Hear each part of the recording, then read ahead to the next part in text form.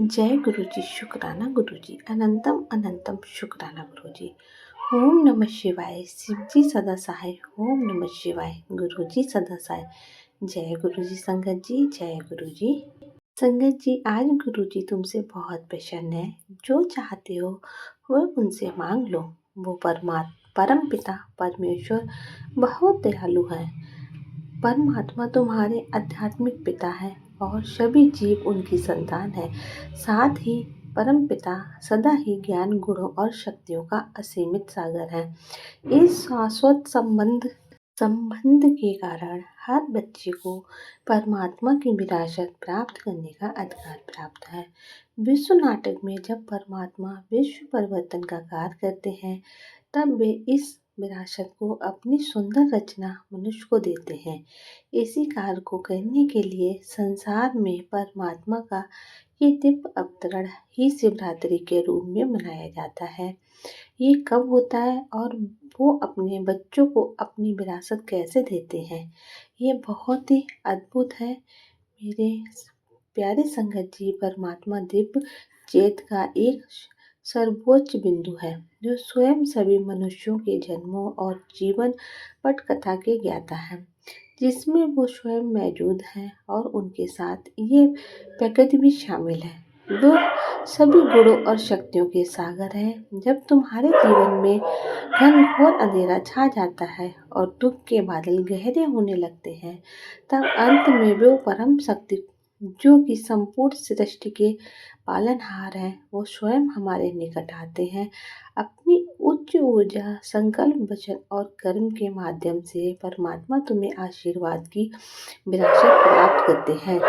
ये वह विरासत है जिससे तुम्हारा संपूर्ण जीवन प्रकाशमय हो जाता है।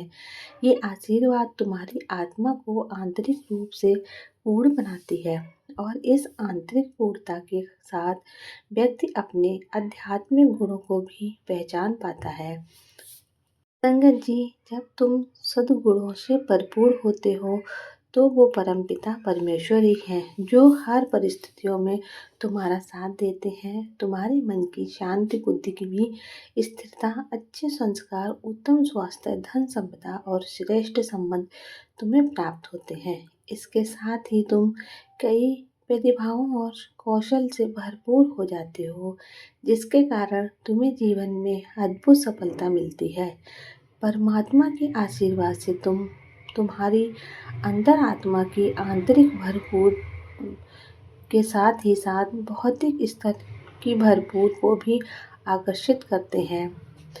संगत जी, जब तुम उनसे ये प्रश्न करते हो कि क्या मेरा जीवन हमेशा अंधकार में रहेगा या एक नया सवेरा आएगा मेरे जीवन में, तो संगत जी, इसका उत्तर है, जिस प्रकार नया चरण सयुग या स्वर्ण युग कहलाता है, जहाँ मनुष्य पूर्ण शांति और आनंद का अनुभव करता है और पूरी तरह से पवित्र होता है, वही समय आरंभ होगा तुम्हारे जीवन में। किंतु तुम यहाँ पर भटक जाते हो। यदि तुम गौर से अपने जीवन, मन की स्थिर और आसपास की दुनिया को देखो, तो दुख, अशांति, नफरत और कष्ट दिखाई देते हैं। तब तुम इसी को अपनी स्वाभाविक वास्तविकता मान बैठते हो। इसे कलयुग की पराकाष्ठा कह सकते हो, ये मानते हुए कि संसार अपनी निम्नतम स्थिति में पहुंच चुका है। लेकिन क्या यही अंत है या फिर परिवर्तन की कोई आशा है? तो जहाँ आस है वहाँ परमात्मा का वास भी है। परमात्मा का अपने जीवों के प्रति वचन स्पष्ट है कि जब जब धर्म की हानि होती है और जब दुख अपनी चरम सीमा पर होता है, तब मैं स्वयं अवतरित होता हूँ। इसका अर्थ यह है कि जब अज्ञान और पीड़ा चरम पर पहुँचती है, तब स्वयं ईश्वर हमें जागृत करने और हमें पवित्रता और शांति के नए युग की ओर मार्गदर्शन देने आते हैं। संगत जी, तुम्हारे हर एक प्रश्न का उत्तर तुम्हारे भीतर ही छुपा है। तुम्हारे मन में, तुम्हारी पवित्रता में और तुम्हारे अतुल्य भक्ति में। जिस प्रकार से रात के बाद सुबह होती है, वैसे ही तुम्हारे दुखों की हर गहरी रात के बाद नया सवेरा भी आएगा। लेकिन ये परिवर्तन अपने आप नहीं होगा, किंतु स्वयं अपने संस्कारों को बदलकर अपने जीवन में स्वर्णिम युग लाना होगा। जिस प्रकार सूरज की पहली किरण रात के अंधकार को तोड़ती है, उसी प्रकार पहला आध्यात्मिक ज्ञान हमें जागृत करता है। जिस क्षण तुम्हें ये अनुभव होता है कि तुम प्रभु की का योजना में सिर्फ एक निवृत्त मात्र ही हो, उसी क्षण से प्रकाश का स्वास्थ्य अस्तित्व तुम्हारे भीतर जागने लगता है। तुम्हारा मन, धन, पद, प्रतिष्ठा केवल बाहरी पहचान है, लेकिन तुम्हारी वास्तविक पहचान एक शांत प्रेम पूर्ण और पवित्र आत्मा की है। ये पहली अनुभूति तुम्हारी बुद्धि को ज्ञान के प्रकाश से भर देती है और तब ईश्वर जीवन को ज्ञान का प्रकाश देने आते हैं। संगत जी, तुम्हारे मन और कर्म की पवित्रता ही तुम्हें परमात्मा के करीब ले जाती है। इसीलिए इन कुछ बुराइयों से सदा ही दूर रहना उचित होता है, जैसे क्रोध, घृणा, ऐसा ईर्ष्या और अहंकार को छोड़ देना चाहिए। सदा अपने प्रति प्रेम और सम्मान का भाव रखना चाहिए। सात्विक, शुद्ध और शाकाहारी भोजन ग्रहण करना चाहिए। हर कार्य को धर्म और सत्यता के आधार पर करना चाहिए और हर एक कार्य को प्रभु की इच्छा मानकर करना चाहिए। जब मनुष्य पवित्रता को स्वीकार करता है, वो स्वाभाविक रूप से उसकी बुद्धि परमात्मा की ओर जाने लगती है। तब ध्यान में बैठने का संघर्ष समाप्त हो जाता है, क्योंकि पवित्रता ही ईश्वर के समीप ले जाती है। तुम उपवास करते हो, किंतु भावना के बराबर होता है। उपवास का अर्थ है निकट और वास का अर्थ है निवास। यानी कि उपवास, सच्चा उपवास ये है कि जीवन अपना मन परमात्मा की याद में लगाएं और संसार इच्छाओं से दूर रहे। जब जीव ईश्वर की संगति में रहता है तो उन्हीं की ऊर्जा के समान शांत, पवित्र और शक्तिशाली बन जाता है।